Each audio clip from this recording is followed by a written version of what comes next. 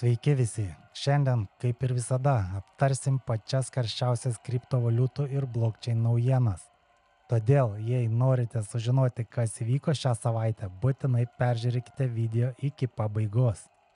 Pirmoji naujiena – Circle USDC stablecoino leidėjas oficialiai tapo viešąja bendrovė ir yra listinguojamas New Yorko vertybinių popierių biržoje su simboliu CRCL.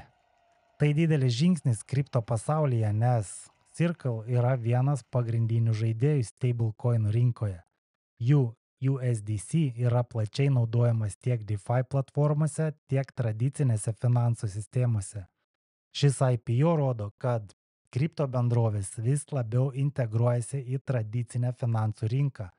Ir tai tik pradžia, nes ateityje mes tikrai dar pamatysim ne vieną kripto kompaniją tradicinėse biržose.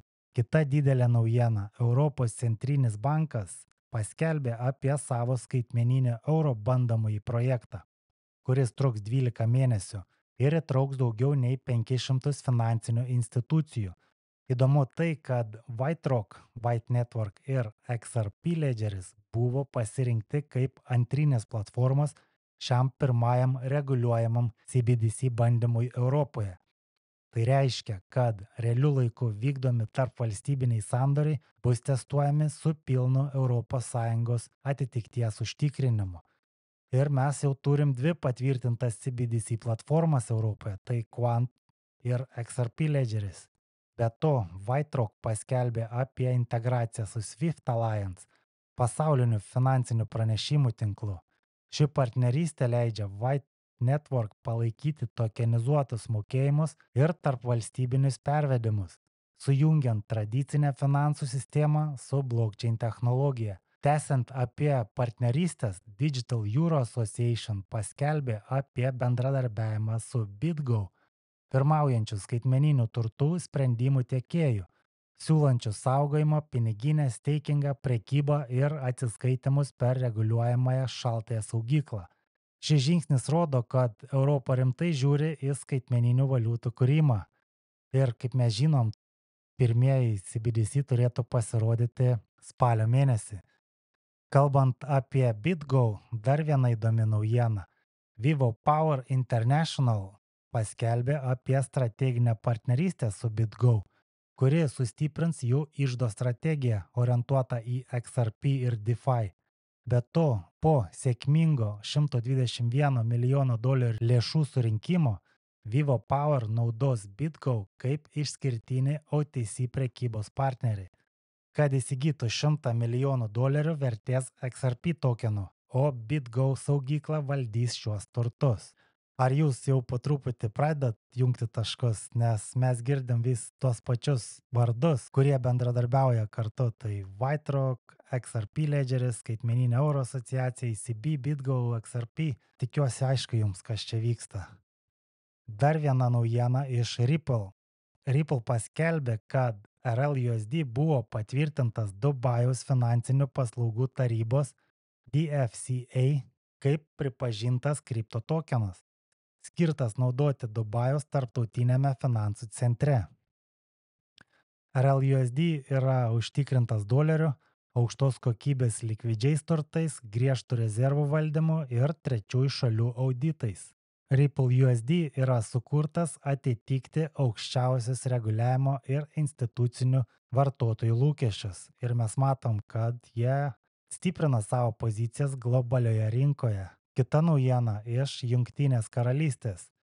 BCP Technologies pristatė pirmąjį svarų paremtą stablecoiną, pavadintą TGBP. Šis stablecoinas yra išleistas 1:1 pagrindu, visiškai užtikrintas reguliuojamoje finansų institucijoje laikomais rezervais.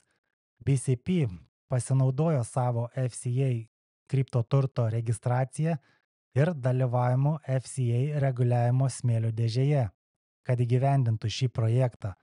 Tai pirmasis tokio tipo GBP stablecoinas. Dar viena svarbi naujiena iš UK. Finansinio elgesio tarnyba FCA panaikino draudimą prekiauti Bitcoin ir kripto ETN mažmeniniams investuotojams Šis sprendimas paskelbtas birželio 6 dieną panaikina 2019 m. draudimą ir suderina UK su kitomis jurisdikcijomis, tokiomis kaip JAV. Kalbant apie reguliavimą, Airijos centrinis bankas patvirtino, kad Bitcoinas ir Ethereum nebus reguliuojami pagal ES MiCA reglamentą, nes jie neturi identifikuojamo leidėjo. Tai reiškia, kad šios dvi pagrindinės kriptovaliutos išvengs griežtų ES taisyklių, kurios taikomos kitiems kriptoturtams. Tokios naujienos gal ir gali pradžiuginti kai kuriuos investuotojus, bet norint, kad Bitcoinas ir Ethereum taptų mainstreamu, reikia reguliavimo, kad didieji pinigai jaustųsi saugiai investuodami į Bitcoiną ar Ethereum, o to mes kol kas Europoje nematome, bent jau kas liečia Bitcoiną ir Ethereumą. O čia matom, kad 21 Shares pristatė Hedera ETP, suteikdama investuotojams galimybę investuoti į Hedera, energiją taupančią ir didelio greičio blockchain tinklą, remiamą tokių gigantų kaip Google ir IBM. Šis ETP leis tradiciniams investuotojams Europoje lengvai investuoti į Hederos potencialą. O ekrane galite matyti, kokiose biržose šis ETP produktas bus pasiekiamas. O Amerikoje kripto išplaukė į plačiuosius vandenis. JP Morgan, valdantis 3,6 trilijono dolerių turtą, paskelbė, kad priims Bitcoiną ir kripto ETF'us kaip užstatą paskoloms, pradedant nuo BlackRock iShares Bitcoin Trust. Jie taip pat įtrauks kriptoturtą į klientų grynosios vertės ir likvidumo vertinimus. Taip pat yra pranešimų, kad X, Airbnb ir Google pradėjo ankstyvas dėrybas dėl stablecoinų integracijos, signalizuodamas apie didžiųjų technologijų bendrovių žingsnius į kriptomokėjimus. Tai gali būti lūžis, nes šios kompanijos turi milijardus vartotojų visame pasaulyje. Įsivaizduokit, perkat iPhone'ą ar mokat už Airbnb būstą su stablecoinais.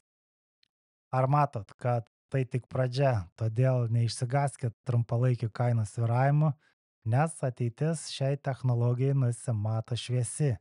O šiandien viskas, ačiū, kad žiūrėjote, nepamirškite prenumeruoti kanalą, spauskit nykštį, dalinkitės video su draugais ir iki pasimatymo kitą kartą.